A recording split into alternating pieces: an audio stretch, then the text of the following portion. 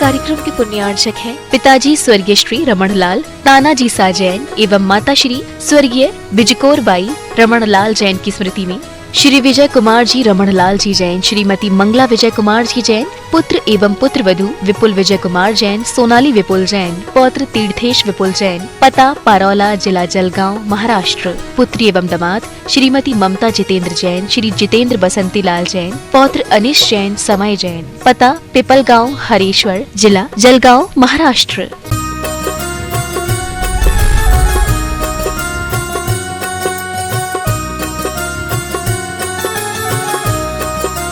मुनि जगत बंदनी आदिनाथ भगवान की जय जय जय।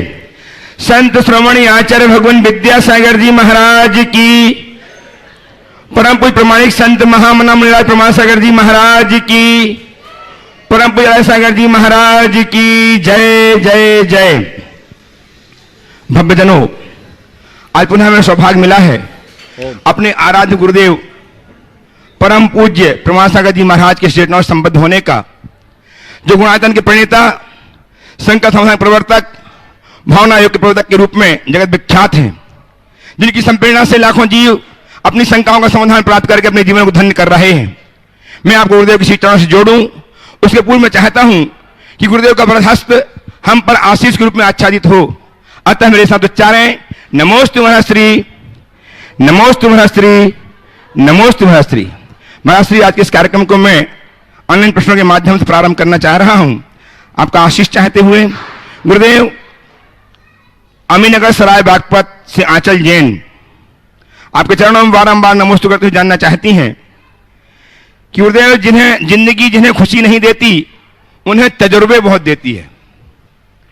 तो महर्षि, मेरी शंका यह है कि जिंदगी कैसे जिए कि जिंदगी हमें तजुर्बे और खुशी दोनों दे सके।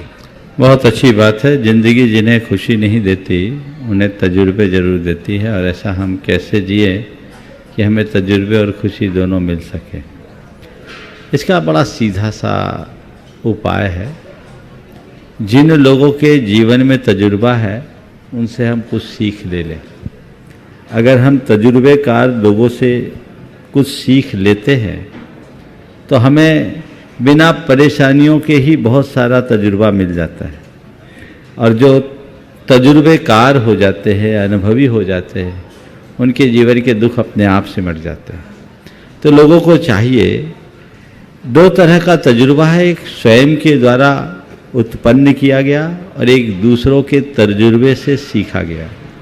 हम बहुत कुछ दूसरों से सीखते हैं। यदि हमारी वैसी दृष्टि हो, हम लोगों से सीखें और अपने जीवन को ऐसी दिशा देना सुनिश्चित करें जो हमारे जीवन को सही रास्ते पे ले जाती हो, और जिसके बल पर हम अपनी गलतियों को सुधार कर स्वयं को खुशियों से भर सकें। गुरुदेव सपना जैन ललितपुर से आपके चरणों में कोटिशः नमन अर्पित करते जानना चाहती हैं। वे कहती हैं कि गुरुदेव, मेरी बेटी कहती है जब मैं छोटी थी तब अच्छा था, न मुझे पढ़ाई करना पड़ता था, न मुझे कोई डराता डांटता था। गुरुदेव, मैं भी यही सोचती हूँ, जब मैं छोटी थी तब कितना अच्छा था, न कोई जिम्मेदारी थी न कोई परेशानी। गुरुदेव, हमें अपना वर्तमान क्यों अच्छा नहीं लगता, पास्ट ही क्यों अच्छा लगता है? ये मनुष्य की एक स्वाभाविक प्रवृत्ति है कि जो सामने होता है वो अच्छा नहीं लगता, हम पीछे की बातों को याद करके रखते हैं। हालांकि ये जो सवाल है, इस सवाल को मैं थोड़ा मोड़ता हूँ और इसे इस तरीके से देखना चाहता हूँ कि मैं जब छोटा था या छोटी थी तो अच्छा था, अब क्या करूँ, बड़ा हो गया हूँ, उस छोटेपन की अच्छाई को कैसे पाए? कुछ न करो, कितने भी बड़े हो जाओ, अपने मन को छोटा बना के रखो, यानी औरों के आगे अपने आप को छोटा बनाने की भावना जगा लो, अपने अहंकार को दूर कर दो, हमारा जीवन आज भी अच्छा हो जाएगा। इसके लिए कुछ कहने की ज़रूरत नहीं। तो ये बहुत अच्छा उदाहरण है कि हम छोटे कितने अच्छे होते हैं। जब व्यक्ति के मन में बड़े और छोटे का विकल्प नहीं होता, अहंकार पुष्ट नहीं होता, तो उसके हृदय में सरलता होती है, और वही सरलता उसके जीवन को एक नई दिशा देती है, उसकी प्रसन्नता का आधार बन जाती है। तो हम अपने आप को इस कदर छोटा बना लें कि हर किसी के साथ एडजस्ट हो सके। गुरुदेव बिनोली बागपत से नितिन जैन आपके चरणों में बारंबार नमोस्तु करते जानना चाहते हैं। वे कहते हैं कि गुरुदेव किसी ने क्या खूब कहा है कि जब भी किसी में कोई गुण दिखाई दे तो स्वयं को कैमरा बना लीजिए। तो महाराज श्री, मेरी शंका यह है कि हमें लोगों में केवल अवगुण ही नजर आते हैं। तो महाराज श्री, हम अपने जीवन में ऐसा क्या करें कि हम अपने गुण अवगुण व दूसरों के गुण दिखाई देने लगे? बहुत अच्छी बात कही है। जब भी किसी में गुण दिखे तो अपने आंखों को कैमरा बना लें। और आपने कहा है हमें सबकी अवगुण ही दिखाई पड़ते, तो हम क्या करें? कुछ मत करो, अपनी आंखों की सर्जरी करा। तुम्हारी दृष्टि का दोष है। जो सब में तुम्हें अवगुण दिखते हैं, जिस दिन तुम अपनी दृष्टि की शल्य क्रिया कराओगे, अपने दृष्टि को पलटोगे, तो जो तुम्हें अवगुणी दिखते हैं उनमें भी गुण दिखने लगेंगे। दृष्टि पवित्र होनी चाहिए। हम अवगुण में भी गुण देख सकते हैं।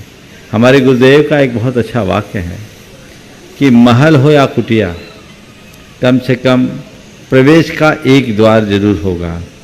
मनुष्य चाहे जैसा हो, उसमें कोई ना कोई एक अच्छाई जरूर होगी। हमें केवल देखने की कला होनी चाहिए। जब तक हमारा दृष्टिकोण सही नहीं होता, हम किसी की अच्छाई को देख नहीं सकते। अपने अंदर सकारात्मकता को विकसित करें ताकि खुद को हम अच्छाइयों से ओतप्रोत कर सकें। गुरुदेव भोपाल से स्वस्तिक जैन बारंबार नमोस्तु अर्पित करते हुए जानना चाहते हैं कि गुरुदेव, हर इंसान के सक्सेस का मतलब अलग अलग क्यों होता है? फिर से बोलो। हर इंसान के सक्सेस का मतलब अलग अलग क्यों होता है? और कुछ लोग लाइफ में अचीवमेंट को सक्सेस क्यों मानने लगते हैं? सक्सेस का मतलब अलग अलग क्यों होता है? क्योंकि हमने सक्सेस ही अपनी अलग अलग मान रखी है। सक्सेस है क्या? सफलता है क्या? किसी निर्धारित लक्ष्य की उपलब्धि का नाम सफलता है आज के समय में। और जिस व्यक्ति का जो लक्ष्य है, उस लक्ष्य की प्राप्ति कर ली, वो सक्सेस हो गया। आप यहाँ आए और सोच के आए कि मुझे शंका समाधान में आज भाग लेना है और मुझे प्रश्न करना है। आपने प्रश्न में नाम दिया, आपका नाम आ गया, आपको अवसर मिल गया, प्रश्न पूछा, अच्छे से उत्तर मिल गया, आप कहे आज सफल हो गए। तीर्थराज की वंदना का विकल्प लेकर आए, मुझे शिखर जी की वंदना करना, आप आए और भाव भक्ति से पूरी वंदना कर ली, मेरी यात्रा सफल हो गई। तो जितने लक्ष्य उतने सक्सेस। आपका लक्ष्य कैसा है? बस मनुष्य के जीवन की विडंबना यही है कि रोज उसके लक्ष्य बदलते हैं, इसलिए वो अपनी अंतिम सफलता को प्राप्त नहीं कर पाता। मूलतः अल्टीमेट गोल हमारा होना चाहिए। मूलभूत लक्ष्य जब हमारे दृष्टि में हो तो फिर हमें कहीं इस तरह से भटकने की जरूरत नहीं होगी। गुरुदेव, एक इंदौर से एक लड़की ने अपनी व्यथा व्यक्त की है, बहुत आवश्यक भी समाधान चाहती है। किसी लड़की को शादी के बाद अगर ससुराल वाले घर से निकाल देते हैं और वह 2 साल से मायके में ही हो, उसे ससुराल वाले तलाक देना चाहते हैं, उस स्थिति में लड़की को क्या करना चाहिए? उसकी अंतरात्मा तलाक को पाप मानती है। वो सोचती है जैसे भी हो यह पाप नहीं होना चाहिए, पर सामने वाला समझना नहीं चाहता। गुरुदेव कृपया उपाय बताएं। आज से कुछ वर्ष पहले एक बहन के साथ ऐसा ही हुआ। काफी पुरानी बात है, मेरे ख्याल से 40 साल पुरानी बात। उसको इस घटना से वैराग्य हो गया। उसने दीक्षा ले ली, आज अपने जीवन का पथ प्रशस्त कर रहे हैं। स्वार्थ में संसार, हम किसके लिए मोहताज हों? सच्चे अर्थों में अगर मनुष्य की सोच सकारात्मक हो तो जीवन के इन दुर्घटनाओं या दुस्संयोगों में वैराग्य होना चाहिए। तो पहला मार्ग तो यही है कि या तो हम गृहस्थी में आए या सन्यास में आए, दूसरा रास्ता कोई नहीं है। तो यदि सामने वाला नहीं चाह रहा है, ठीक है, हमारे लिए सन्यास का मार्ग है। और दूसरा मार्ग अंजना का मार्ग है। इसे कर्म का उदय मानकर चुपचाप सहन करे और संघर्ष करे, इस आशा में कि कभी तो समय आएगा और ऐसे समय में उन बहनों से मैं कहूँगा, अपने आप को आत्मनिर्भर बना करके जिए ताकि परमुखापेक्षी न बनना पड़े। स्वावलंबन के साथ शील संयम सदाचार युक्त जीवन जीने का अभ्यास करें। हालांकि ये बातें आजकल बहुत ही आम होते जा रही है, चाहे जिससे चाहे जब तलाक तो अब बहुत साधारण सी बात हो गई। जब कभी हमारे यहाँ ऐसा कुछ होता था तो पूरे समाज में हलचल मच जाती थी, अब इसे एक साधारण सी घटना के रूप में स्वीकार किया जाने लगा है। और आपको क्या बताऊं, अभी 5-6 दिन पहले एक प्रकरण मेरे दृष्टि में आया कि विवाह के 27 वर्ष बाद पति पत्नी एक दूसरे से तलाक लेना चाह रहे हैं। अब बोलो क्या कहेंगे, ये पागलपन की हद नहीं तो और क्या है। लोगों को सोचना चाहिए। आपने बिल्कुल ठीक समझा है कि मैंने तलाक को पाप समझा है और उसे पाप ही मानना चाहिए। इसलिए ऐसे समय में बहुत गंभीरता और संयम का परिचय देना चाहिए और अपने अंदर साहस हो, दृढ़ता हो, वैराग्य हो, तो इससे अच्छा मार्ग और कोई दूसरा नहीं है कि हम सन्यास के रास्ते पर चलें। गुरुदेव सिंगोली मध्य प्रदेश से अरिहंत जैन बारंबार नमोस्तु अर्पित करते हुए जानना चाहते हैं। वे कहते हैं कि गुरुदेव किसी पंडित के द्वारा होपलेस कहकर के दोष बताकर अशुभ होना और अशुभ बातें करना और इन बातों से डिप्रेशन में गए हुए पर्सन को कैसे समझाएं। सबसे पहले तो इन पंडितों के चक्कर में पड़ते क्या है। एक ज्योतिषी था, वो तोते से लोगों का भविष्य बताता था। आपने भी देखा होगा, पिंजरा में तोता रखते हैं, तोते को बाहर निकालते हैं, तोता एक कार्ड निकालता है और उससे आदमी का भविष्य बनाता है। तो एक दिन के 2:30 बज गए, एक भी ग्राहक नहीं आया। तो उसने सोचा मैं अपना आज का भविष्य देखूं कि मेरा भविष्य कैसा है। 2:30 बज गए, अभी तक बोन ही नहीं हुई। उसने तोते को निकाला और तोते को जैसे ही निकाला, तोते ने कार्ड निकाला, वो कार्ड देखा, अपना सिर ठोक लिया। कार्ड पर लिखा था बेईमानी का धंधा बंद करो। तो पहली बात, ऐसे चक्करों में मत पड़ो, ये आपके मनोबल को कमजोर करेंगे। अपने वर्तमान को सुधारो, भविष्य बहुत कुछ सुधर सकता है। सब कुछ हमारे वर्तमान में है। हमें 2 दृष्टियां रखनी चाहिए। भविष्य को उज्जवल बनाए रखने के लिए वर्तमान को अच्छा रखना चाहिए, और यदि वर्तमान में कुछ गलत घट जाए तो कर्मोदय मानकर उसका क्षमता से सामना करने के लिए तैयार होना चाहिए। अच्छा हो तो, बुरा हो तो मुझे स्वीकार करना है। मेरे पास इसके अतिरिक्त और कोई रास्ता नहीं है, मेरा यही मार्ग है और इसमें समता बनाए रखना ही मेरा धर्म है।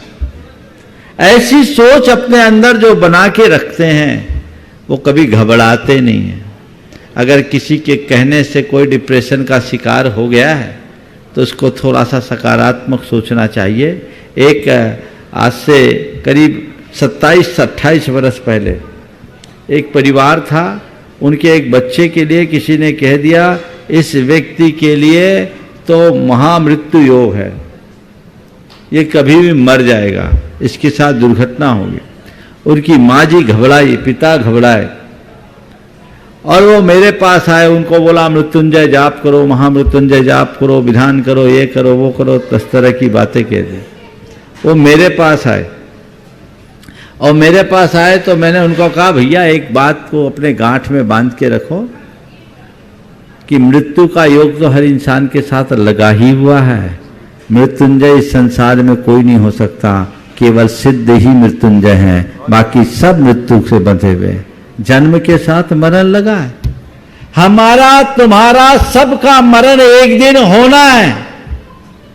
हम लोग तो उस परंपरा में पले बढ़े लोग हैं जहां बचपन से ये पाठ पढ़ाया जाता है, राजा राणा छत्रपति हाथिन के अशवार, और मरना सबको एक दिन अपनी अपनी बार।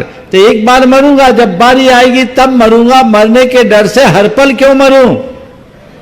मैंने उन्हें समझाया कि जब तक तुम्हारी आयु है तुम्हें कोई हिला नहीं सकता, और आयु पूरी हो जाने के बाद तुम्हें कोई जिला नहीं सकता।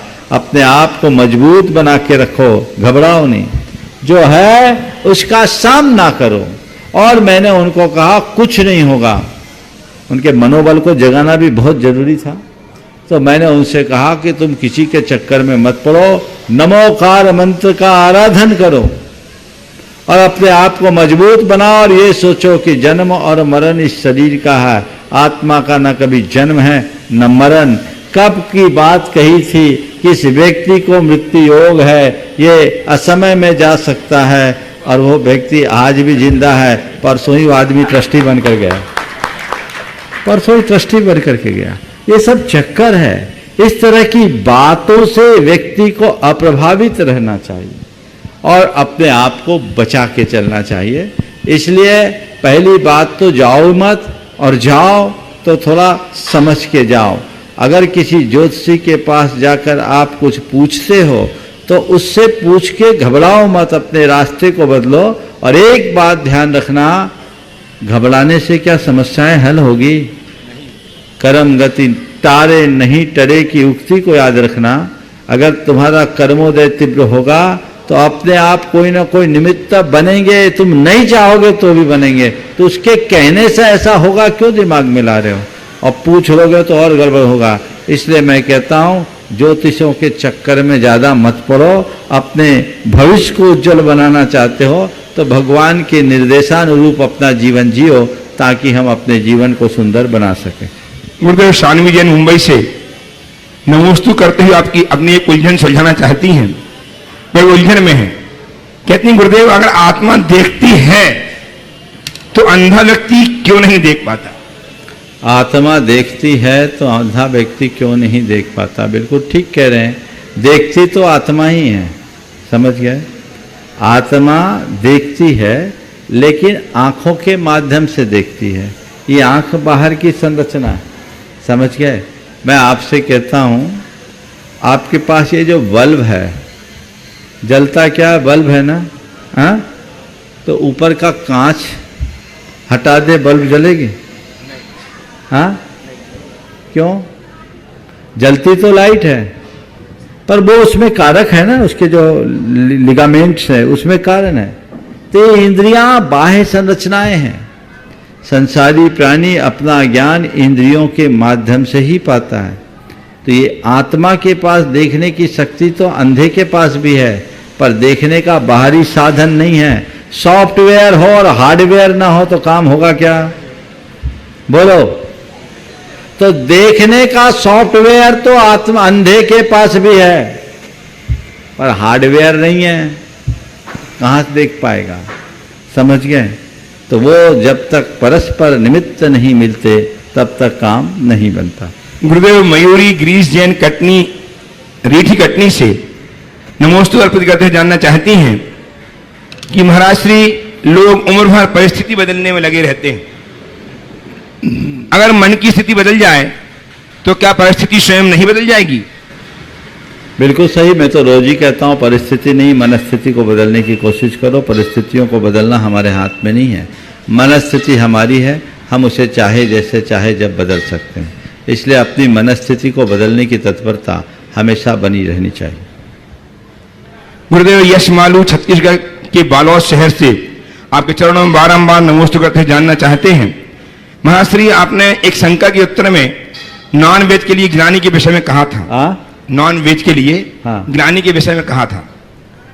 महाश्री, मेरा प्रश्न यह है कि हमें ना चाह के भी स्कूल में, कॉलेज में ऐसे गलत आदतों वाले लोगों के बीच रहना पड़ता है जो व्यसन आदि का सेवन करते हैं, भद्दे भद्दे अपशब्दों का प्रयोग करते हैं, कई बार बिना अपशब्द के वाक्य पूरा ना करते हो, ऐसा देखने में नहीं आता। महाश्री, इससे हमारी ज्ञानी में लेवल में फर्क तो आता ही होगा, क्योंकि रोज रोज सुनकर के सुनने के कारण ये चीजें कॉमन सी लगती हैं। महाश्री, ये चीजें कॉमन हो चुकी हैं। भले ही हम स्कूल बदलने, पर कौआ तो सब जगह काला ही होता है ना। अतः गुरुदेव, आपसे निवेदन है कि इस ज्ञानी को कैसे हम बनाए रखें, समाधान दीजिए। यह बड़ी गंभीर समस्या है और इसका एक ही समाधान है कि हम ऐसे संस्थानों को विकसित करें जहां हमारे अनुकूल वातावरण, क्योंकि हमारे कितने भी अच्छे संस्कार हैं, संगति संस्कारों पर भारी पड़ती। तो हमें अनुकूल वातावरण चाहिए, ऐसे इंस्टीट्यूशंस की ज़रूरत है जो हमारी संवेदनाओं और संस्कारों को सुरक्षित रखते हुए हमें शिक्षित करे। यदि ऐसा प्रयास होता है तो उसके बहुत अच्छे परिणाम आ सकते हैं। गुरुजी, आज का अंतिम ऑनलाइन प्रश्न एलोरा महाराष्ट्र से जयश्री जयचंद पाटनी कोटि कोटि नमोस्तु करते हुए जानना चाहती हैं। वे कहती हैं कि गुरुदेव, ऐसा देखा गया है कि व्यक्ति को जो भी चीज मुफ्त में मिलती है उसका महत्व नहीं समझता, जैसे हवा, पानी, आशीर्वाद, बड़ों की सलाह है। तो गुरुदेव, मेरा प्रश्न यह है कि व्यक्ति कब इनका महत्व समझ करके इनके बिना हम नहीं रह सकते यह मानकर इनका सम्मान करना शुरू करेगा? यही तो हमारे यहाँ कहते हैं कि हमेशा बोधि दुर्लभ भावना का चिंतन करो। दुर्लभता का जो मनुष्य चिंतन करते हैं उनके जीवन में सब बातें सुलभ हो जाती है। तो हमें हमेशा चीज़ों की दुर्लभता का स्मरण करना चाहिए और उसके ऊपर विचार करके ही आगे बढ़ना चाहिए। यदि ऐसी बातें हम ध्यान में रखकर चलेंगे तो हमारा जीवन अपने आप सुव्यवस्थित होगा। हमें एहसास जब चीज़ें पास होती है तब नहीं होता, जब खोती है तब उनका मूल्य समझ में आता है। अनुभव करें, मुंह में बत्तीसी है, एक बार भी जीभ नहीं जाती, पर किसी दिन दांत टूट चल कर गिर जाए तो 24 घंटे जीभ वहीं आती। हम 24 घंटे सांस लेते और छोड़ते हैं, सांसों का मूल्य हमें समझ में नहीं आता, लेकिन जब सांस उखड़ने लगती है तब समझ में आता है कि सांसों का हमारे जीवन में कितना बड़ा रोल है। अगर हम इस बात को अच्छे से समझना शुरू कर दें और इसका एहसास करने लगे तो ये सब चीज़ें अपने आप ठीक हो सकती है। ओम। धर्म और संस्कृति का अद्भुत आयतन, पूज्य प्रमाणसागर जी महाराज की परिकल्पना गुणायतन। आज पुनः गुरुदेव की परिकल्पना को साकार रूप प्रदान करने में अपने जीवन का सर्वश्रेष्ठ लगाने का प्रयास किया है बहुत से धर्मानुरागी बंधुओं ने। मैं उनके नाम उच्चार रहा हूं, आप तालियां बजाकर उनका अभिनंदन करें, उनकी अनुमोदना करें। निर्माण निधि के रूप में श्री रविन्द्र जी शांतिलाल व्यावरे जैन, सौभाकांक्षी ऐश्वर्या श्री शांतिलाल जैन गंगापुर औरंगाबाद महाराष्ट्र से संबद्ध हुए हैं, बहुत बहुत साधुवाद। श्री पूरनचंद जैन, श्री राम कुमार जैन अकझरी शिवपुरी से अपने आप को संबद्ध किए हैं, बहुत बहुत साधुवाद। सौभाकांक्षी स्मिता ऋषभ मोटोली जैन, श्री ऋषभ रतन मोटोले जैन मुंबई से, इन्होंने अपने आप को गुणात्मक से निर्माण निधि के रूप में जोड़ा है, बहुत बहुत साधुवाद। साथ ही श्री नरेश जी, उषा जी, विनीत जी, सुरभि जी यशवी जैन दिल्ली से जुड़ रहे हैं, बहुत बहुत साधुवाद। निर्माण निधि के रूप में श्री श्रीकांत शांतिलाल जी व्यवहारे जैन, जिन्होंने 21 राशि प्रदान करके अपने आप को संबद्ध किया है। सौभाकांक्षी प्रियंका श्रीकांत व्यवहारे जैन गंगापुर औरंगाबाद महाराष्ट्र से। श्री विजय कुमार दामोदर जैन, सौभाकांक्षिणी वर्षा रानी विजय कुमार जैन गंगापुर औरंगाबाद से, बहुत बहुत साधुवाद, तालियां बने आपकी। निर्माण साथी के रूप में श्री शांतिलाल जी व्यावहारे जैन 73वें जन्मदिवस के उपलक्ष्य पर सौभाकांक्षी रंजना शांतिलाल जी व्यावहारे ने गंगापुर औरंगाबाद से अपने आप को संबद्ध किया, बहुत बहुत साधुवाद। इसी प्रकार सूत्रधार के रूप में श्रीमती सौभाग्यवती हर्षोला धर्मपत्नी स्वर्गीय दिलीप कुमार हर्षोला भोपाल से एवं सुरगोंडा मालगोंडा पाटिल सुजाता सुरगोंडा पाटिल उगार खुर्द बेलगाम से अपने आप को संबद्ध किए हैं, बहुत बहुत साधु। आपकी तालियां निरंतर एक सम्मान में बजती रहनी चाहिए। हमारे बीच में आज श्रीमान पुष्पेंद्र जी सविता जी जैन बांदा से गुणातन के संरक्षक उपस्थित हैं, वे आए, गुरु की देव की अभिवंदना करें, आशीर्वाद प्राप्त करें और उनका सम्मान करके इस गुणातन श्रीमान सुभाष जी जैन सीईओ गुणातन का सम्मान करके गुणातन के गौरव को संवर्धित करें। श्रीमान पुष्पेंद्र जी सविता जी जैन बांदा संरक्षक गुणायतन अपने परिवार के साथ आए, गुरु की अभिवंदना करें, आशीर्वाद प्राप्त करें और इनका आपकी तालियां सम्मान में बजती रहनी चाहिए। साथ ही हमारे बीच में आनंद मुनि भक्त श्रीमान रितेश जी जैन अल्पा जी जैन उदयपुर से गुरुदेव के चरणों में वंदना करने के लिए पहुंचे हुए हैं, वे भी आए और गुरुदेव के चरणों की अभिवंदना करें, आशीर्वाद प्राप्त करें और इनका सम्मान करके गुणाधन के सीईओ श्रीमान सुभाष जी गुणाधन के गौरव को संवर्धित करेंगे। आइए और प्रथम प्रश्न के लिए उपस्थित हों श्रीमान एसके जैन साहब दिल्ली से। श्रीमान एसके जैन दिल्ली पहले प्रश्न के लिए उपस्थित हों। श्रीमान एसके जैन दिल्ली पहला प्रश्न प्रस्तुत करेंगे गुरुदेव और के चरणों में रवि निरंजन जी बड़ौदा से आज हमारे बीच में हैं, जिनका हम कल सम्मान करने से चूक गए थे। वे आए, गुरुदेव का वंदना करें, आशीर्वाद लें और उनका सम्मान भी सीईओ गुणायतन सुभाष जी जैन करके इस गुणायतन की महिमा मंडित करें। हाँ रवि जी निरंजन जी जैन, बड़ौदा, गुजरात, सीखता से आए, हाँ, जब प्रश्न तक- प्रस्तुत करें। श्रीमान जब तक सुरेंद्र जी अपना सवाल हाँ। करें। एस के जैन, दिल्ली से। हाँ, एस के जैन। गुरुदेव के चरणों में कोटि कोटि नमन, कोटि कोटि नमन, कोटि नु कोटि नमन। मैं जो है पिछले करीब 2 साल पहले काफ़ी अपने आप को लगभग डिप्रेशन के तरफ अपने को महसूस कर रहा था और काफ़ी समस्याओं से घिरा हुआ था।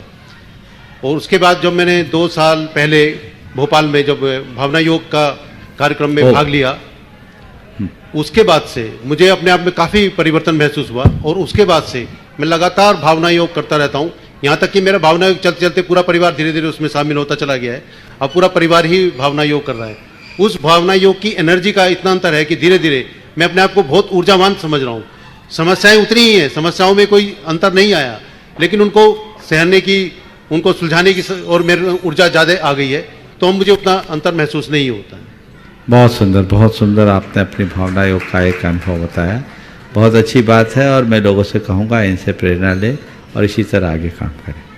ठीक है, आपकी बच्चियों को सवाल करना है तो उनको दे दीजिए। हाँ मेरी बच्ची प्रश्न करती रहती है। हाँ बोलो, खड़े हो जाओ सब। हाँ, नमस्ते। अपना नाम बता दो। मेरा नाम सौम्या है। तो मैं बहुत दिनों से एक किताब ढूंढने की कोशिश कर रही हूँ जो मुझे कहीं दिख नहीं रही है। तो मैं आपसे जानना चाहती हूँ कि जो ये लाइन बोलते हैं कि श्री तीर्थंकर की ध्वनि गुणधर ने सुनी, तो उसका जो कोई लिखित रूप है इजी लैंग्वेज में जो हम पढ़ सकते हैं? हाँ, तीर्थंकर की धुनि गणधर ने सुनी, अंग रचे सुनी ज्ञानमयी। ये जिनवानी स्तुति में सो जिनवर वाणी शिव सुखदानी वरमानी, ये जिनवानियों में मिल जाएगी। हमारी जितनी पुरानी जिनवानी संग्रह है उसमें पूजन की लाइन नहीं है, ये जिनवानी स्तुति है। जिनवानी स्तुति है, जिनवानी स्तुति में मिल जाएगी आपको। सुदर्शन जी उपलब्ध करा देंगे। हाँ, पूजा में है, पूजा में है। महाराज जी, इसका क्वेश्चन ये है कि जो भगवान जी ने जो कुछ ये वर्णन किया है वो मतलब सिंपल वे में हम कहाँ से पढ़ें? उसकी इच्छा है कि क्या बोला है ये मैं पूछ रहा हूँ, ये रचना किसका भाव उसका? सुनो, अब मैं बताता हूँ। हमारे पास आज जो भी तत्व ज्ञान है वो कहाँ से आया? तो तीर्थंकर भगवंतों ने अपने आत्मा का अंतर मंथन किया, साधना की, तपस्या की। उससे उनके कर्म कटे, वे सर्वज्ञ हुए, वो वीतराग हुए। उन्होंने जो तत्वोपदेश दिया उसे गणधरों ने द्वादशांग के रूप में कंपाइल किया और एक लंबे समय तक ये एक दूसरे से गुरु शिष्य परंपरा से चला है। इसलिए हमारे यहाँ शास्त्र को श्रुत कहा जाता है, जो सुना हुआ। भगवान ने कहा, गणधरों ने सुना। तीर्थंकर के धुनि गणधर ने सुनी, अंग रचे पुनि ज्ञानमयी। तो ज्ञानमयी अंग उन्होंने रच लिया, उसको कंपाइल कर लिया और वो परंपरा से चलता है।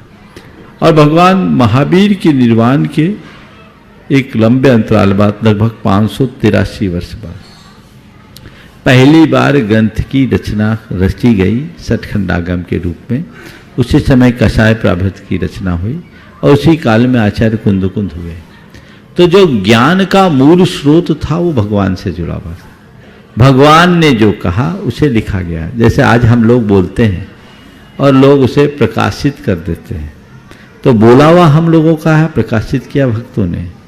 तो इसी तरह भगवान ने जो दिव्योपदेश दिया, उस पूरी की पूरी वाणी के सार को द्वादशांग में ग्रंथित किया गया, कंपाइल किया गया और उसका ही अंश आज हम सबको मिल रहा है। क्योंकि आज हमारे अंदर इतनी ज़्यादा स्मरण शक्ति नहीं है कि हम सारी बातों को आत्मसात करें, दिनों दिन छीन होता गया। तो भगवान के ज्ञान का एक बहुत छोटा सा अंश आज हम लोग पा रहे हैं उसी अनुरूप। ठीक है, आपको क्लियर हो गया ना? हाँ, नहीं समझ में आई बात? हाँ, बस जो जिनवाणी में लिखा होता है वो पूजा होती है। हाँ सुनो, जिनवानी संग्रह है, वो जिनवानी नहीं है। पूजाएं भगवान ने नहीं लिखी, पूजा तो कवियों ने लिखी। आज की आप भी कोई कविता लिख दोगे, पूजा लिख दोगे तो वो छप जाएगी। जिनवानी क्या है? जो हमारे मूलभूत ग्रंथ हैं वो जिनवानी है। पूजा पाठ जिनवानी नहीं है। ये पूजा पाठ तो भक्तों के द्वारा भगवान के लिए किया गया गुणगान है, पर रूढ़ी में हम लोग उसको जिनवानी बोलते हैं।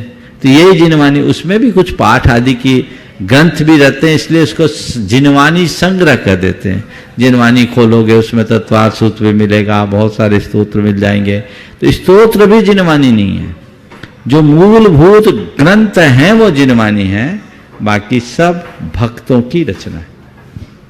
तो वो ग्रंथ कहाँ में, क्या हमारे पास है वो? सारे ग्रंथ तो यही, आज जितने भी हम लोग ग्रंथ पढ़ते हैं सब भगवान की वाणी के ऊपर ही आधारित है, सर्वज्ञ के द्वारा प्रमाणित है। समझिए। चलिए, धन्यवाद। बहुत सुंदर। आप नमस्ते। धन्यवाद नहीं, नमस्ते बोलो। हाँ हाँ बस हाँ। ओ उपस्थित हो, हाँ, सम्मान करेंगे श्रीमान सुभाष चंद्र जैन, रवि जी, नीलांजन जी जैन बड़ोदरा से, उनका सम्मान कर रहे हैं। ताली आपकी निरंतर बजती रहें। और तैयार रहेंगे श्रीमान पुष्पेन जी, सविता जी जैन बांदा से, संरक्षक गुणायतन, अपना प्रश्न लेकर प्रस्तुत हों। तैयार रहें श्रीमान रितेश जी, अल्पा जी जैन, उदयपुर। ओ मुनि प्रमाण सागर जी महाराज की जय।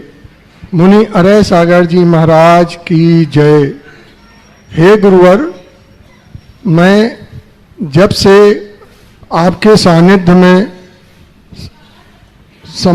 जुड़ा हुआ हूँ तब से मेरे जीवन में या मन में कोई शंका तो नहीं है, केवल एक छोटा सा प्रश्न है जिसको कि मैं आपके सामने रख रहा हूँ। प्रभु, हमने अभी तक जिनवाणी संग्रह में पढ़ा है कि हमारे यहाँ 24 तीर्थंकर वर्तमान में, भविष्य में एवं भूतकाल में हुए हैं, लेकिन उसी जिनवाणी संग्रह में एक जगह उल्लेख आया है कि किसी काल में 160 या 170 तीर्थंकर भी थे। तो क्या हकीकत है या मिथ्या? अगर सत्य है तो कृपया समाधान करें। देखिए, जो बातें आपने पढ़ी है, दोनों बातें बिल्कुल सही पढ़ी है, लेकिन दोनों अलग अलग संदर्भ में। हमारा ये भरत क्षेत्र है, भरत क्षेत्र और दूसरा ऐरावत क्षेत्र, इन क्षेत्रों में एक काल में एक तीर्थंकर होते हैं और एक पूरी की पूरी अवसर्पणी या उत्सर्पणी काल में पूरी 24 होते अधिकतम। तो वर्तमान में भरत क्षेत्र में ऋषभ देव से महावीर पर्यंत 24 तीर्थंकर हैं, इसलिए इस क्षेत्र में अधिकतम तीर्थंकर होंगे तो 24 ही होंगे, ऐसा हम कह सकते हैं। दूसरी ओर जो 160 और जोड़े गए 5 भरत क्षेत्र में, भरत क्षेत्र 5 है पूरे मनुष्य लोक में, तो 5 भरत क्षेत्र में एक साथ 5 हो जाएंगे। इसी तरह 5 ऐरावत क्षेत्र, उनमें भी एक साथ 5 होंगे। ये 24 में से एक काल में एक होंगे। लेकिन हमारे यहाँ 160 विदेह हैं।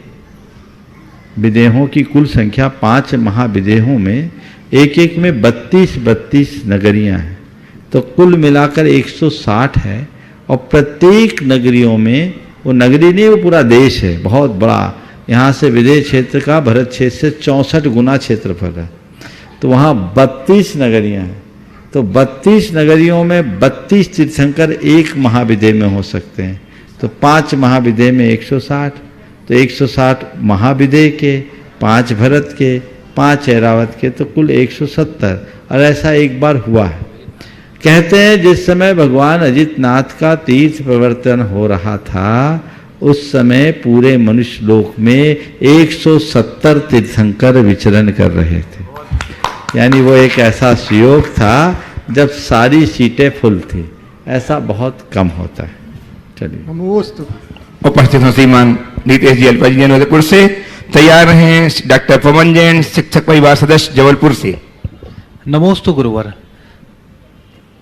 बोलो। गुरुवर, तीर्थराज समय शिखर जी की आज वंदना करते समय मन में भाव आए, ऐसा इस महातीर्थ में क्या है, क्या महिमा है यहाँ की कि वर्तमान, भूत और भविष्य के सभी तीर्थंकर यहीं से मोक्ष पधारते हैं? हमें नहीं मालूम क्या महिमा है, पर ये महिमा अनुभव तो तुमने भी किया है कि यही एक ऐसा तीर्थ है जहाँ हर बार आने का मन करता है ना। सारे तीर्थ एक बार, समेत शिखर जी बार बार, है ना, बार बार आने का मन करता है ना। अभी कुछ दिन पहले ही तो तुम आके गए। निश्चित ये महान पुण्य भूमि है। इसे शाश्वत तीर्थ के रूप में जाना जाता है। अनंत 24 के अनंत तीर्थंकर यहाँ से निर्वाण को प्राप्त किए और आने वाले 24 में भी प्राप्त करेंगे। ये तो काल का दोष है कि 4 इधर उधर चले गए, नहीं तो सब यहीं से जाने वाले थे। हमारा 2 तीर्थ शाश्वत तीर्थ है, जन्म के लिए अयोध्या और निर्वाण के लिए सम्मेद शिखर, ये दोनों शाश्वत हैं। तो हमारे लिए इसका महत्व है। निर्वाण के कारण इस क्षेत्र की अपनी महिमा है और हमें चाहिए इस महिमाशाली क्षेत्र की महिमा को बनाए रखें, इसकी पवित्रता को कायम रखें। आप लोग वंदना करते समय इस बात का पूरा ध्यान रखें कि क्षेत्र में कहीं से कोई अपवित्रता ना हो, गंदगी ना हो, मर्यादा खंडित ना हो। ये प्रयास आपका होना ही चाहिए। नमोस्तु गुरुवर। उपस्थित हूँ डॉक्टर पवन जैन, शिक्षक परिवार सदस्य जबलपुर से, और तैयार रहें नहीं आगे सुप्रिया बिपिन जैन डोंबिवली मुंबई से। शुभाकांक्षी सुप्रिया बिपिन जैन डोंबिवली मुंबई से उपस्थित हो जाए। अगला नाम डॉक्टर पवन जी नहीं आए। तैयार रहेंगे अनु छावड़ा गुवाहाटी आसाम से। अनु छावड़ा गुवाहाटी से तैयार रहेंगे, बोलिए। नमोस्तु गुरुवर। मेरा और मेरे परिवार की तरफ से आपके चरणों में कोटिशाह नमन। नमोस्तु नमोस्तु नमोस्तु। महाराज जी, मेरा प्रश्न है कि आज का युवा सदगुरु, ब्रह्म कुमारी आदि आदि ऐसे इन जैसे संतों को मानने लगा है। उनके विचार देखा जाए तो महावीर भगवान से अलग नहीं है, लेकिन फिर भी युवा इन लोगों को मानने लगा है, लेकिन हमारे महावीर के विचारों से वो दूर भाग रहा है। तो मेरा प्रश्न है कि ऐसा क्यों हो रहा है? मतलब हम महावीर के विचारों से ज़्यादा हम पूजा पाठ विधान, इन सब नियम त्याग, इन सब चीज़ों में लगे हुए हैं, लेकिन हम लोग महावीर के विचारों से दूर हो रहे हैं। इस ओर हमें क्या प्रयत्न करना चाहिए, क्या प्रयास करना चाहिए? देखिए, बहुत अच्छी बात आपने की है। इसके पीछे कहीं न कहीं हमारी व्यवस्थाएं दोषी है। हम लोग और बातों को इतना महत्व दे रहे हैं, लेकिन धर्म के मूलभूत तत्वों को लोगों तक पहुंचाने में पूरी तरह सफल नहीं रहे। हमने अपने मूलभूत तत्व ज्ञान को गौण करके कर्म कांडों में ही उलझ गए। हमें चाहिए कि हम अध्यात्म के साथ जुड़कर धर्म का आचरण करें। आज के युवा को इसी की पिपाशा है। वो रिचुअल कम स्पिरिचुअल की ओर ज़्यादा झुकाव रखता है, और हमारे पास वह सब तत्व ज्ञान है। हमें वह सब चीज़ें देनी चाहिए, और जब हम उन्हें ये सब चीज़ें देते हैं तो उनका एक सहज आकर्षण होता है। तो आकर्षण होना चाहिए, और आज बहुतों में ऐसा हो रहा है। दूसरी बात, आज का जो युग है वो ब्रांडिंग और मार्केटिंग का है। हम लोग कहीं इस क्षेत्र में पिछड़ रहे हैं, इसलिए हमारी चीज़ें, अच्छी चीज़ें भी लोगों तक कम जा रही हैं, और उधर की चीज़ें बहुत तेज़ी से प्रचारित हो रही हैं। उनके साथ ये सारे संसाधन भी सुलभ है, तो वे उन सब बातों को बहुत अच्छे तरीके से प्रस्तुत भी कर सकते हैं। हम लोगों के साथ बहुत सारी सीमाएं और मर्यादाएं भी बन जाती हैं, इसलिए कई चीज़ों में व्यवहारिक दिक्कतें आती हैं। फिर भी मेरा मानना है, जब लोगों को हम सही बात सही तरीके से बताते हैं तो उन्हें समझ में आता है कि मूलतः जैन धर्म क्या है, जैन तत्व ज्ञान क्या है, ये कितना प्रैक्टिकल है और ये हमारे जीवन के लिए कितना अच्छा बना सकता है। तो उसकी तरफ उनका झुकाव भी बढ़ता है। हमें चाहिए धर्म के मूलभूत तत्वों को हम उन्हें ठीक तरीके से समझाएं। उस तरफ जाने वाले लोगों को हम निषेधपरक वचनों का प्रयोग करने की जगह, वहाँ जाने से मना करने की जगह इधर का स्वाद जगाने की कोशिश करें। अगर इधर का स्वाद लग गया तो फिर हमें उन्हें कुछ कहने की जरूरत ही शेष नहीं रही। उपस्थित हूँ नमस्ते। गुवाहाटी आसाम से अनुजी छावड़ा। तैयार हैं श्री रवि नीलांजा जी जैन बड़ोदरा से। नमोस्तु महाराज श्री। मेरा और मेरे परिवार के तरफ से बारंबार नमस्कार। मैं अन्नू छाबड़ा गुवाहाटी से। मैं ये जानना चाहती हूँ महाराज श्री कि खुशी हैप्पीनेस, इसका असली डेफिनेशन क्या है, और खुश रहने के लिए किन किन चीज़ों की सबसे ज़्यादा आवश्यकता पड़ती है? खुशी की परिभाषा आपने पूछी है, और खुश रहने के लिए किन किन चीज़ों की ज़रूरत होती है। खुशी के लिए क्या बोलते हैं? हैप्पी। हैप्पी की स्पेलिंग बोलिएगा थोड़ा। HAPPY है ना, इसी में खुशी का सार है। समझ गए? अगर आप अपने जीवन में खुशी रखना चाहते हैं तो एच फॉर ऑनेस्टी रखें, ऑनेस्टी अपने अंदर रखें। ए फॉर एटीट्यूड अपना अच्छा रखें, पी फॉर पेशेंस रखें, और दूसरे पी के हिसाब से अपने अंदर पॉजिटिविटी बना के रखें।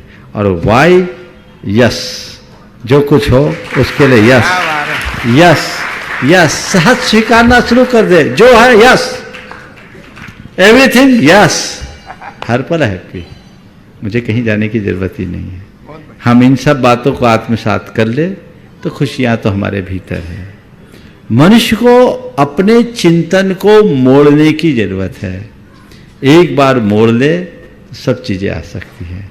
पर हमारी एक बड़ी विडंबना है, लोग खुशियां चीजों में खोजते हैं जबकि खुशी हमारे भीतर है। काश इसका हमें पता हो तो फिर हमें ज्यादा भटकने की जरूरत ही नहीं। नमोस्तु महाराज। उपस्थित श्रीमान रवि जी, नीलांबर जी जैन बोधरा से, अनमुनि भक्त तैयार हैं व्रतिनगरी पिंडई से सीए प्रज्ञा जैन अपने भाई श्रेयस और विशेष के साथ। नमोस्तु महाराज जी। महाराज जी, आप बताते हैं जब भी विपरीत परिस्थिति होती है तब उसे समता से धारण करना चाहिए। जब अंतराय कर्म का प्रबल उदय हो उसको भी समता से धारण करना चाहिए। तो महाराज जी, समता क्या है, इसको कैसे धारण करें, कृपया इसके बारे में बताइए। समता क्या है? समता कुछ नहीं है, जो है उसको स्वीकार लो, इसी का नाम समता है। हो गया, कर्म का उदय है, अंतराय आ रहा है, आने दो, धीरे धीरे जाएगा। और थोड़ा देख लो, व्याकुल होकर क्या होगा, समाधान मिलेगा। हमेशा मनुष्य को एक सूत्र आत्मसात करना चाहिए, जब चीजें अपने नियंत्रण से बाहर दिखने लगे तो उसे सहज स्वीकार लेना चाहिए। जब भी चीजें नियंत्रण से बाहर दिखने लगे कि इसमें मेरा कोई जोर नहीं है, उसे सहज स्वीकार लो। जब हम उसे स्वीकार लेंगे तो फिर हमारे साथ कभी कोई दुविधा खड़ी नहीं हो। नमस्ते। उपस्थित हों सीए प्रज्ञा जैन व्रतिनगरी पिंडई से, और तैयार हैं प्रोफेसर अनामिका जी जैन रामपुर छत्तीसगढ़ से। परिचय भी तो दे दो इनका। ये दोनों सुदर्शन जी के बेटे और बेटी है। बहुत अच्छे से एक बार इनका करतल ध्वनि से स्वागत कर दे। सवाल करो। हाँ। नमोस्तु महाराज जी। महाराज जी, सागर बहुत सारी नदियों के मिलन से बनता है। नदियाँ मीठी होती हैं, सागर खारा हो जाता है। अगर ठहराव और संचय ही सागर के खारेपन का कारण कहते हैं तो झील और तालाब तो मीठे ही रहते हैं, ऐसा क्यों? बहुत सुंदर, बहुत सुंदर।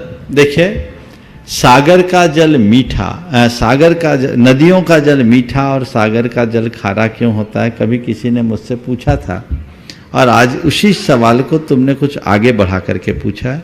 उसके उत्तर में मैंने जो उत्तर दिया वो रख के फिर तुम्हारी बात को कहता हूँ।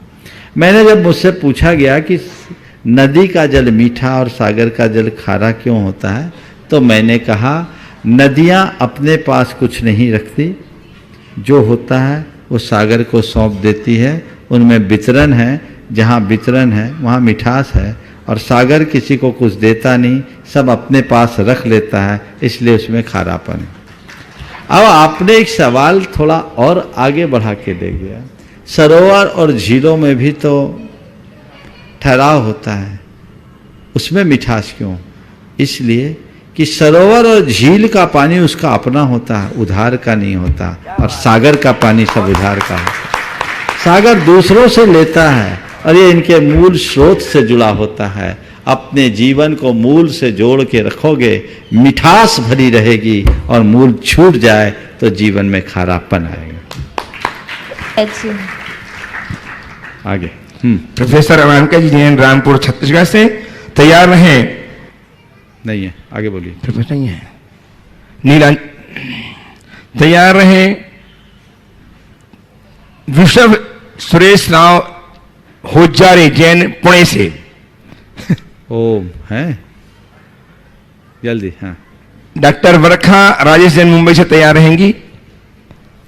विश्व सुरेश राव होजारे जैन। नमोस्तु महाराज श्री। नमोस्तु नमोस्तु नमोस्तु महाराज श्री। प्राय देखा गया है कि जो बुजुर्ग व्यक्ति होते घर में, वो भक्ति करते समय अपनी यथाशक्ति का ध्यान नहीं रखते, और वह चीज़ हम देखकर जो है हम आकुलित हो जाते हैं। तो इस चीज़ों में हम जो है उनको कैसे समझाएं कि आप अपनी यथाशक्ति के अनुसार ही व्रत और संयम को धारण करें। बहुत अच्छी बात है। मैं एक सवाल करता हूँ, घर के बड़े बुजुर्गों को अपनी शक्ति की सीमा का उल्लंघन करते हुए व्यापार करते समय रोकने की इच्छा क्यों नहीं होती? तुम लोग खुद भी ओवरलोड होकर, ओवर बर्डन, ओवर ड्यूटी करते हो, अपने बावजूद ये सब करते हो, तब क्यों नहीं रोकते कि भैया इतना व्यापार मत करो, इतनी मशक्कत मत करो, इतनी भाग दौड़ मत करो? क्यों नहीं बोलते? उसमें हित होता है। हाँ, पैसा कमाने में हित है, पुण्य कमाने में हित है। थोड़ा सोचो, कंसेप्ट ठीक करो। तुम्हें उनकी पूजा भक्ति व्रत उपवास में उनका हित दिख रहा है और नोट छापने में हित दिख रहा है। ध्यान रखना, व्रत उपवास करने वाले को हार्ट अटैक कम होता है, धनाधन नोट कमाने वाले अस्पताल ही में ज्यादा मरते हैं। जीवन के असल हित को पहचानने की कोशिश कीजिए, इस भ्रांति को समाप्त कीजिए। समझ गए? जी महाराज। तो हाँ, हमें उन्हें रोकना नहीं चाहिए, उनके अनुकूल वातावरण बनाना चाहिए, उनके लिए सहयोगी बनना चाहिए। आपका मोह रोकता है। लोगों का यह भ्रमपूर्ण विश्वास है कि खाना पीना कम करने से आदमी कमजोर होता है, बल्कि मेरा मानना क्या है, अनुभव, और अनुभव क्या है, विज्ञान सिद्ध बात है कि व्रत उपवास करने वाले लंबी जिंदगी जीते हैं, स्वस्थ जिंदगी जीते हैं। जी महाराज। अभी आप सबको पता होगा, अभी आज से कुछ वर्ष पूर्व जापान के एक वैज्ञानिक को नोबेल प्राइज मिला है। किस बात पर? उन्होंने उपवास के द्वारा कैंसर जैसी जानलेवा बीमारी की चिकित्सा का रास्ता बताया। इस बात पर ये तो आपको पता होगा, पता नहीं है तो पता कर लेना। और ऑटोफेजी नाम का एक सिद्धांत उन्होंने विकसित किया कि व्यक्ति को 8 दिन में कम से कम एक उपवास तो करना ही चाहिए। हमारे यहाँ पहले से है, उससे हमारे शरीर के टॉक्सिन्स नष्ट होते हैं। तो हमें क्या करना है? व्रत उपवास करने वालों को लिए रोकने टोकने की जगह उनके लिए अनुकूलता प्रदान करना है। अगर घर में कोई व्रत उपवास कर रहा है तो उस दिन उनको कोई काम मत करने दो, घर का काम आप खुद कर लो। तुम्हारी धर्म पत्नी अगर उपवास कर रही है तो उस दिन रोटी तुम बना लो और उसकी पालना तुम करा दो। अवश्य करूंगा महाराज। करो, इससे अच्छा क्या बात है। और मैं तो कहता हूँ जिसकी पत्नी उपवास करती है और पति उसकी पालना कराता है, उनका दाम्पत्य बड़ा मधुर होता है, उसमें कुछ सोचने की बात नहीं है, ये करना चाहिए। हाँ, लेकिन एक बात और, व्रत उपवास करने वालों को अपनी शरीर की स्थिति के अनुरूप व्रत उपवास करना चाहिए। अगर हमारा शरीर ठीक तरीके से काम कर रहा है तो व्रत करें। अगर ऐसा लग रहा है कि व्रत उपवास करने से हम कुछ करने लायक नहीं बच रहे तो थोड़ा कम करें। हमारा एक सूत्र है, तद व्रतमाचरितव्यम यत्र न संशय तुलामारोहति शरीर मनसी। हमें वही व्रताचरण करना चाहिए जिससे शरीर और मन दोलायमान न हो, दोनों के मध्य तालमेल बना करके चलना चाहिए। खींचातानी दोनों तरफ से नहीं होना चाहिए। डॉक्टर रखा राजेश जैन मुंबई से उपस्थित हो। तैयार हैं मेहरौनी से श्रीमती रक्षा जैन। नमोस्तु नमोस्तु नमोस्तु महाराज जी, मुनि के चरणों में नमोस्तु। मेरा और मेरे परिवार और मुंबई जैन बुलेश्वर समाज का भी नमोस्तु महाराज जी। महाराज जी, हमारा प्रश्न है, क्या देवायु के अलावा अन्य आयु का बंध होने पर जीव प्रतिमा या व्रत ग्रहण कर सकता है? केवल देवायु का बंध होने पर ही वो अनुव्रत अंगीकार करेगा, महाव्रत अंगीकार करेगा। अगर अन्य आयु बंध गई तो उसके अंदर व्रत ग्रहण करने का भाव नहीं होगा। इसलिए समझो, व्रत ग्रहण करने का भाव है तो अभी हम सुरक्षित हैं, और नहीं है तो अभी खतरा है। और जिनने व्रत ग्रहण कर लिया, उसे पाल रखे हैं, तो समझ लो उनकी सीट पक्की है। चलिए, नमोस्तु महाराज। मेहरौनी से श्रीमती रक्षा जी उपस्थित हो। तैयार हैं टीकमगढ़ से राजेश जी जैन। ओम, अगला बोलो। राजेश जैन उपस्थित हैं टीकमगढ़ से। और तैयार हैं आरव अतिवीर करेवार उस्मानाबाद महाराष्ट्र से। नमोस्तु महाराज जी, नमोस्तु। जिनवानी में आया है जिनवानी में समेत शिखर जी की वंदना के बारे में आया है कि एक बार वंदे जो कोई ताको नरक पशु गति नहीं होई। मेरा प्रश्न ये है महाराज जी कि अगर कोई जीव शिखर जी की वंदना करे और अपना जीवन पाप कार्यों में व्यतीत करे तो उस जीव को नरक या पशुगति का बंध होगा या नहीं? देखो इस वाक्य को थोड़ा सुधार लो। भाव सहित बंदे जो कोई ताकि नरक पशुगति नहीं होई। और जो भाव सहित शिखर जी की वंदना करेगा उसके जीवन में ऐसी पवित्रता आएगी कि यहां से जाने के बाद नरक और पशुगति में जाने लायक कर्म ही नहीं करेगा, उसका जीवन पवित्रतम हो जाएगा। आप लोग शिखर जी आए हो इस भाव से कि यहां आने से हमारे कर्म करते पुण्य बनता है, तो उसका प्रमाण क्या है? आचरण में पवित्रता होनी चाहिए। मन में संकल्प हो कि मैंने इतने बड़े तीर्थराज की वंदना की है, ये वंदना मेरे जीवन की टर्निंग पॉइंट बननी चाहिए और यहां से जाने के बाद अब मैं गलत काम नहीं करूंगा, अब मैं सदाचार से जीऊंगा, व्यसन और बुराइयों से मुक्त होऊंगा। तब वंदना का मतलब है मूल पटकने का नाम वंदना नहीं है, हृदय अर्पित करने का नाम वंदना है। तो भाव सहित बंदे जो कोई ताहि नरक पशु गति नहीं हुई की बात है। और इसे पलट दो, भाव रहित बंदे जो कोई ताके निश्चित दुर्गति होई।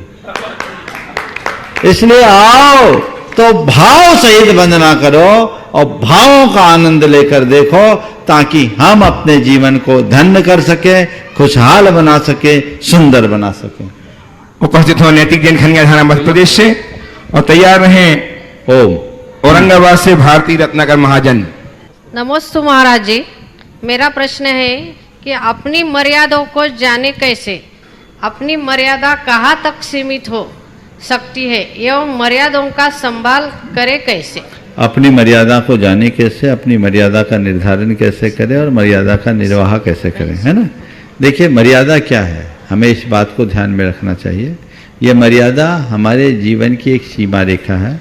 हम अपने जीवन में धर्म विरुद्ध कोई कार्य न करें, जाति विरुद्ध कोई कार्य न करें, कुल विरुद्ध कोई कार्य न करें और लोक विरुद्ध कोई कार्य न करे। यही हमारे जीवन की मर्यादा है। जो धर्म विरुद्ध, जाति विरुद्ध, कुल विरुद्ध और लोक विरुद्ध या समाज विरुद्ध कार्यों को करते हैं वे अपनी मर्यादाओं को खोते हैं। अपनी मर्यादा को बचाए रखने के लिए हमें इन पर ध्यान देना बहुत जरूरी है। इस प्रकार आज के इस सत्र को परम पूज्य गुरुदेव के चरणों में नमन अर्पित करते हुए मैं यहीं पर विराम दे रहा हूँ। बोलिए परम पूज्य आचार्य गुरुवर श्री विद्यासागर जी महाराज। जय जय जय परम पूज्य महामना प्रमासागर जी महाराज की जय।